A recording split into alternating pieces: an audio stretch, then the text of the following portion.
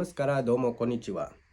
ಜಪಾನಲ್ಲಿ ಚಳಿಗಾಲದಲ್ಲಿ ಮಾತ್ರ ಬಿಡೋ ಹಣ್ಣನ್ನು ನಾನು ಇವತ್ತು ನಿಮಗೆ ತೋರಿಸ್ತಾ ಇದ್ದೀನಿ. ಇದನ್ನು ಇಂಗ್ಲೀಷಲ್ಲಿ ಪಾರ್ಶಿಮನ್ ಅಂತಾರೆ, ಜಾಪನೀಸಲ್ಲಿ ಕಾಕಿ ಅಂತ ಕರೀತಾರೆ. ಇದು ನವೆಂಬರಲ್ಲಿ ಮಾತ್ರ ಬಿಡೋದು, ಅದು ವಿಂಟರಲ್ಲಿ. ಇವತ್ತು ನಾನು ಇದನ್ನು ನಮ್ಮ ಕೊಲೀಗ್ಸ್ ಒಬ್ಬರು ತಂದುಕೊಟ್ಟಿದ್ರು, ಅವರ ಮನೆ ಹತ್ರ ಎಷ್ಟೊಂದು ಬಿಟ್ಟಿದೆ ಅಂತ. ಹಂಗಾಗಿ ಇವತ್ತು ನಾನು ಇಷ್ಟು ದಿನ ಆಯಿತು ಜಪಾನಿಗೆ ಬಂದು, ಇದೇ ಫಸ್ಟ್ ಟೈಮ್ ತಿಂತಾ ಇರೋದು. ಇದನ್ನು ಬನ್ನಿ ನಿಮಗೆ ಕಟ್ ಮಾಡಿ ತೋರಿಸ್ತೀನಿ ಹೆಂಗಿರುತ್ತೆ ಅಂತ ಒಳಗಡೆ. ಈ ಹಣ್ಣು ಫುಲ್ ಹಣ್ಣಾದಾಗ ಸಿಪ್ಪೆ ಸಮೇತ ತಿನ್ಬೋದಂತೆ. ಅರ್ಧ ಹಣ್ಣಾಗಿದ್ದಾಗ ಇದು ಸಿಪ್ಪೆ ಒಂಥರ ಹುಳಿ ಬಂದ್ಬಿಡುತ್ತಂತೆ. ಹಂಗಾಗಿ ಫುಲ್ಲು ಸಿಪ್ಪೆ ತೆಗ್ದು ತಿಂತಾರಂತೆ. ಫುಲ್ ಹಣ್ಣಾಗಿದ್ರೆ ನೋಡಿ ಈ ಥರ, ಇದು ಫುಲ್ಲು ಹಣ್ಣಾಗಿದೆ. ಇವಾಗ ಕಟ್ ಮಾಡಿ ಹಿಂಗೆ ಸಿಪ್ಪೆ ಸಮೇತ ತಿನ್ಬೋದು. ಒಳಗಡೆ ಆರೆಂಜ್ ಕಲರ್ ಇದೆ.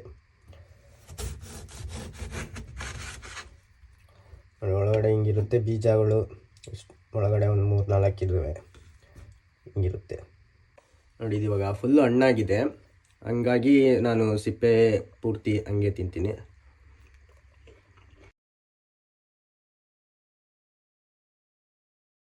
ಟೇಸ್ಟ್ ಒಂಥರ ನಮಗೆ ಎಳ್ನೀರು ದೋಸೆ ಬರುತ್ತಲ್ಲ, ಸೇಮ್ ಅದೇ ಥರ ಒಂಥರ ಟೇಸ್ಟ್ ಸಿಗ್ತಿದೆ.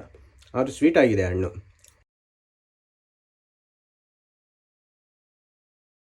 ಏನೋ ಜಾಸ್ತಿ ಇದೆ. ಇಷ್ಟೇ ವಿಷಯ. ಮುಂದಿನ ವಿಡಿಯೋದಲ್ಲಿ ಸಿಗ್ತೀನಿ. ಅಲ್ಲಿವರೆಗೂ ಜೈ ಹಿಂದ್, ಜೈ ಕರ್ನಾಟಕ ಮಾತೆ.